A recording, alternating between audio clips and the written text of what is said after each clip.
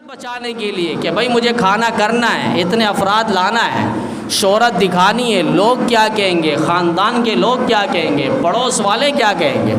فرمایا ایسا قرض جو مجبور ہو کر لیا جائے اس کو نبی علیہ السلام نے کفر کے ساتھ جوڑا ہے، کفر کے ساتھ۔ صحابہ نے پوچھ لیا اللہ کے رسول قرض اور کفر کو ملا دیا آپ نے؟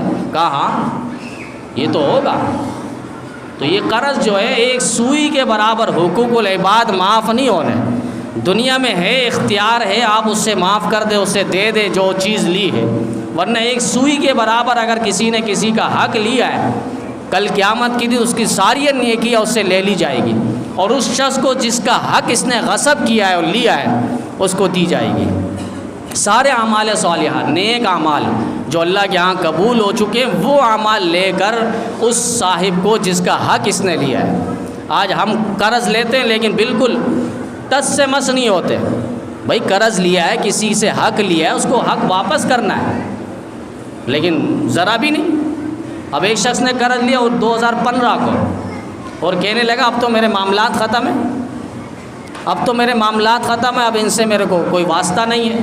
کیوں واسطہ نہیں ہے؟ آپ نے قرض لیے، 6000 روپے قرض لیے، واسطہ کیسے ختم ہو گیا؟ ٹھیک ہے دنیا میں ہمارے آمنے سامنے آپ نہیں ہو رہے، لیکن آخرت میں تو سب نے آمنے سامنے ہونا ہے۔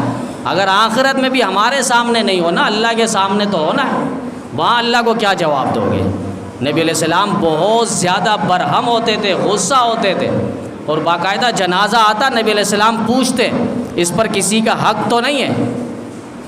هل ترک له شیء یوفی بہ، اس نے کوئی مال؟ پھر نبی علیہ السلام صحابہ پوچھتے اگر نہیں قرض نہیں ہے جنازہ پڑھا دیا جاتا، لیکن اگر نبی علیہ السلام پوچھتے کہ اس نے کوئی قرض لیا ہے تو جواب آتا کہ اس نے قرض لیا ہے، تو نبی علیہ السلام پوچھتے اس کے پاس کوئی مال وغیرہ ہے، پیچھے جائیداد ہے؟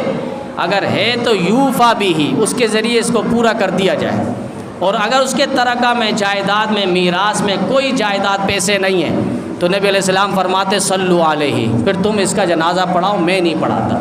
یہ ناراضگی کا فائدہ کیا ہوا؟ اس وقت پھر لوگ جب مرنے سے پہلے ہر ایک کا حق ادا کر کے جاتے تھے، یہ ناراضگی کا فائدہ یہ ہوا، جنازہ نہیں پڑھا رہے نبی علیہ السلام۔